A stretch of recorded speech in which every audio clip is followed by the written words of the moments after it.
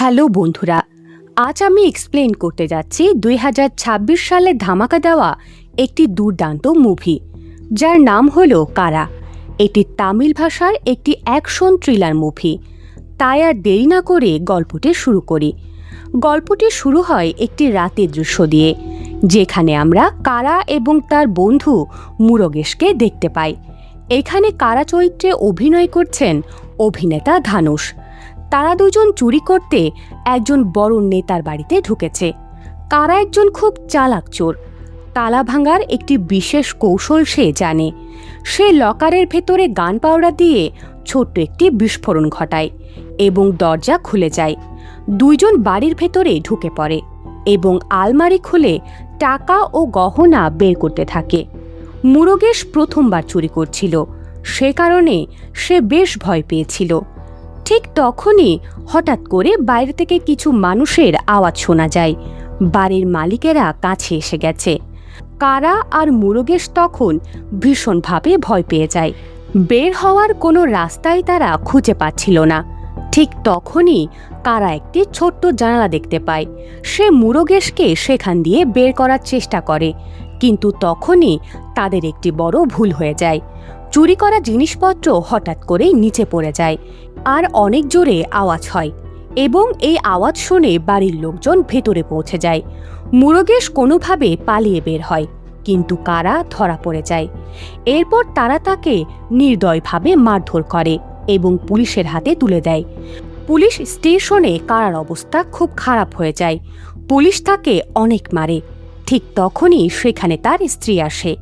কারাকে এই অবস্থায় দেখে তার চোখে জল আসে, কারণ কারা তাকে প্রতিশ্রুতি দিয়েছিল যে সে আর কখনোই চুরি করবে না।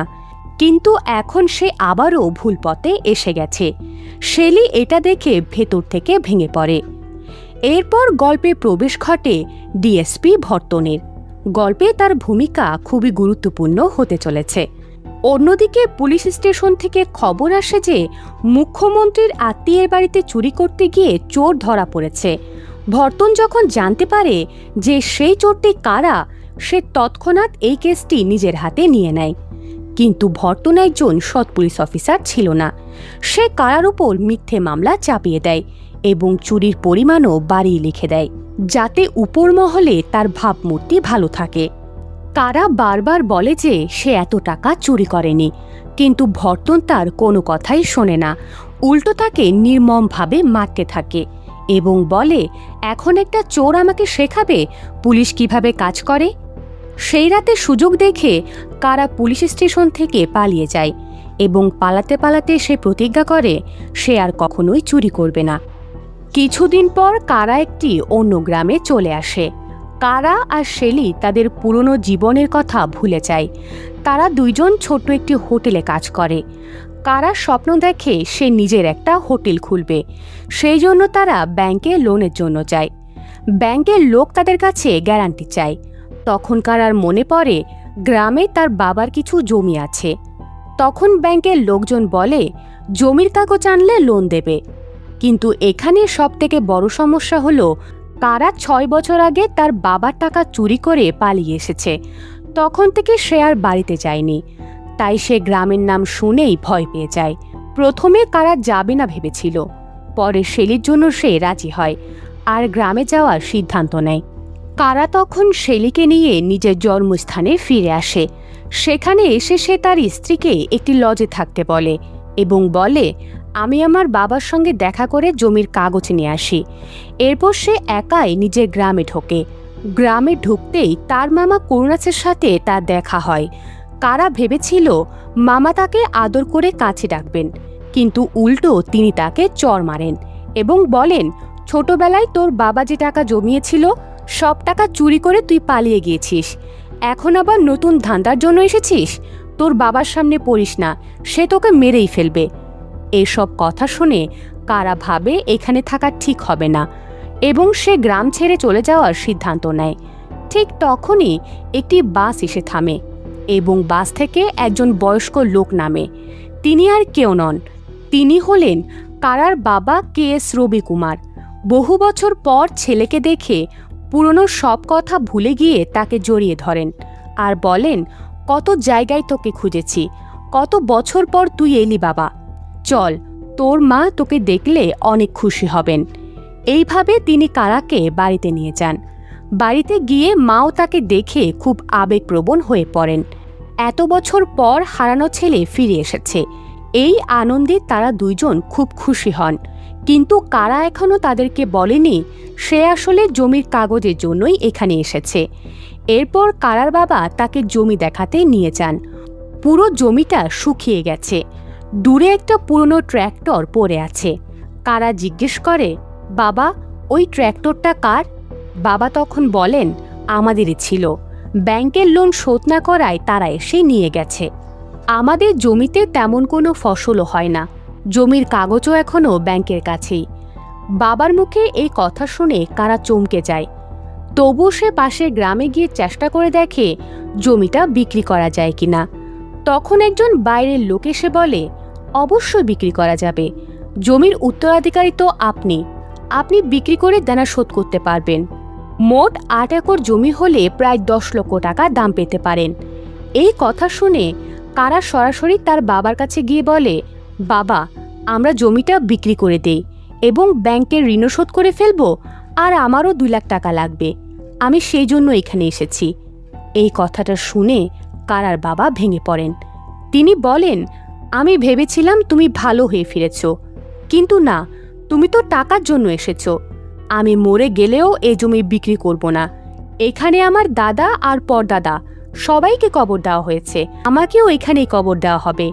আমি এই জমি বিক্রি করব না। বাবার কথা শুনে কারা রেগে গিয়ে আবেগে পড়ে অনেক কথা বলে এবং সেখান থেকে চলে যায়।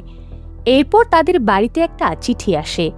যে চিঠিটা এসেছে ব্যাংক থেকে, সেখানে লেখা, আপনি যে ঋণ নিয়েছেন তার কিস্তি ঠিকমতো না দেওয়ার কারণে আগামী 1 মাসের মধ্যে আপনার জমি বাজেয়াপ্ত করব। এই নোটিশ দেখে বাবা একেবারে ভেঙে পড়ে। কারা যখন এই চিঠি দেখে তখন সে বাবার কাছে গিয়ে বলে, আমি বলেছিলাম না জমিটা বিক্রি করতে, এখন দেখুন আপনারও থাকলো না আমারও থাকলো না, সব ব্যাংক নিয়ে যাবে, এখন খুশি? এরপর সে রাগে দুঃখে শেলির কাছে যায়, শেলিকে সব ঘটনা খুলে বলে। শেলি কারাকে খুব ভালোভাবে বোঝায় এবং কারা তার ভুল বুঝতে পারে এবং কাঁদতে থাকে। এবং কারা বলে, একটা সময় যে মানুষটা সিংহের মতো ছিল আজ সে ঋণের চাপে ভেঙে পড়েছে। এবং কারা সিদ্ধান্ত নেয় যে যাই হয়ে যাক, বাবার কাছে গিয়ে ক্ষমা চাইতে হবে এবং সব সমস্যা ঠিক করার চেষ্টা করতে হবে। এরপর পরের দিনই সে তার স্ত্রীকে নিয়ে আবার নিজের বাড়ির দিকে রওনা হয়। ওইখানে পৌঁছানোর পর কারা প্রথমে তার মাকে বলে, মা আমি এই মেয়েকে বিয়ে করেছি। এইভাবে তার স্ত্রীকে পরিচয় করিয়ে দেয়। এটা শুনে প্রথমে তার মা একটু অবাক হয়ে যান। তারপর বলেন, আচ্ছা ঠিক আছে, ভেতরে গিয়ে তোর বাবাকে বল। কারা তার স্ত্রীকে নিয়ে তার বাবার ঘরে ঢোকে। ভেতরে গিয়ে দেখে তার বাবা শুয়ে আছেন। কারা গিয়ে তাকে ডাক দিলেই বুঝতে পারে তার বাবা ঘুমের মধ্যেই মারা গেছেন। এই ঘটনা জানাজানি হতে পুরো পরিবার ভেঙে পড়ে। একদিকে জমি হাতছাড়া হওয়ার উপক্রম, অন্যদিকে ছেলেও পাশে নেই, সে শুধু টাকা আর জমির জন্য এসেছে। এই দুঃখ আর কষ্টের মধ্যেই তার বাবা মারা গেছে। এই অপরাধে কারা ভেঙে পড়ে। এরপর তার বাবার শেষকৃত্য সম্পূর্ণ করার ব্যবস্থা করা হয়। বাবার ইচ্ছে মতো তাকে তাদের নিজের জমিতে তার দাদা এবং প্রপিতামহর কবরের পাশে কবর দেওয়ার জন্য নিয়ে যাওয়া হয়।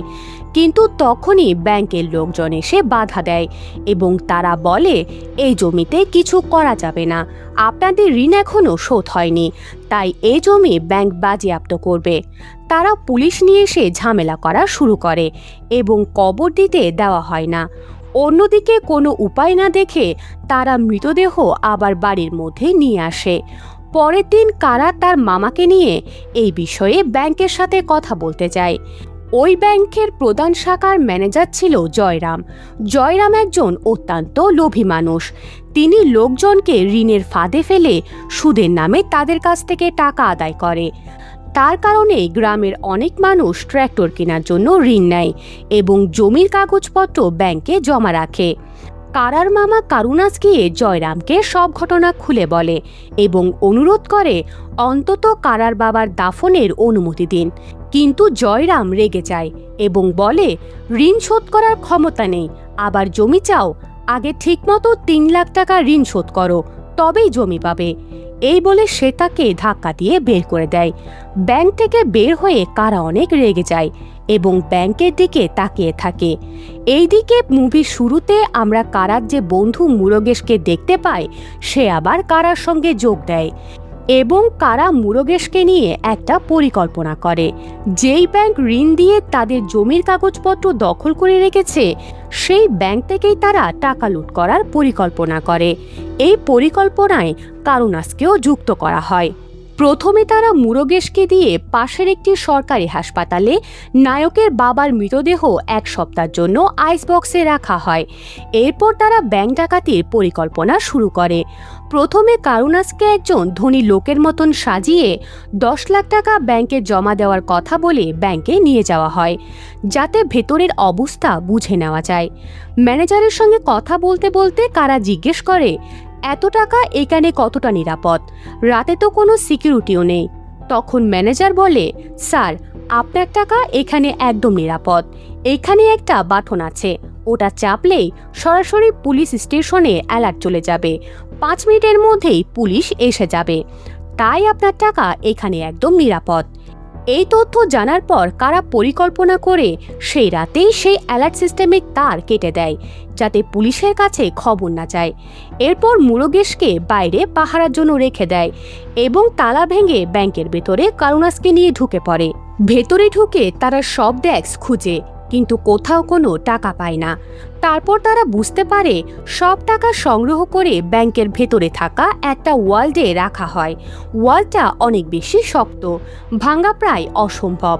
নায়ক সেটা ভাঙার জন্য হাতুড়ি দিয়ে জোরে জোরে আঘাত করতে থাকে, কিন্তু কিছুতেই খুলতে পারে না। কারুনাস তখন বলে, এইভাবে শব্দ করলে বাইরে শব্দ চলে যাবে, আমরা ধরা পড়ে যাব। চল, কালকে আবার চেষ্টা করি। এইভাবে সে কারাকে শান্ত করে সেখান থেকে নিয়ে আসে। পরের দিন কারা বুঝতে পারে সারাদিনের লেনদেনের সব টাকা সন্ধ্যায় সে ওয়াল্টে রাখা হয়, আর সেটা ভাঙা প্রায় অসম্ভব। তাই তারা ঠিক করে অন্য কোনো উপায় না থাকায় দিনের বেলাতেই ডাকাতি করতে হবে। দিনের বেলায় ডাকাতি করা খুব ঝুঁকিপূর্ণ, তাই নিরাপত্তার জন্য তারা পাশের গ্রামের এক ব্যক্তির কাছে যায়, যিনি অস্ত্র বানান। তার কাছ থেকে তারা 2টি দেশি বন্দুক আর কিছু বোমা নেয়। তারা সিদ্ধান্ত নেয় সে দিনের বেলায় ব্যাংক ডাকাতি করবে। দিনের বেলায় গ্রামের লোকজন টিভি দেখতে ব্যস্ত থাকে। তখনই মুখে কাপড় বেঁধে হাতে দেশি বন্দুক নিয়ে সে ব্যাংকের ভেতর ঢুকে পড়ে। ভেতরে ঢুকে সে বন্দুক দেখিয়ে সবাইকে ভয় দেখায় এবং একটা রুমে আটকে রাখে। তারপর টাকা নিয়ে পালানোর চেষ্টা করে। ঠিক তখনই হঠাৎ করে একজন পুলিশ অফিসার আসে ব্যাংকে টাকা রাখতে। তাকে দেখে কারা দ্রুত নিজের চেহারা বদলে ফেলে এবং ব্যাংকের ম্যানেজারের মতন শান্তভাবে বসে থাকে। কারুনাও তখন অভিনয় শুরু করে যেন সে ব্যাংকে টাকা জমা রাখতে এসেছে। ব্যাংক একদম ফাঁকা ছিল, কারণ কারা আগেই সব স্টাফদের একটা রুমে বন্ধ করে রেখেছে। এখন যে পুলিশ অফিসার ভেতরে ঢুকে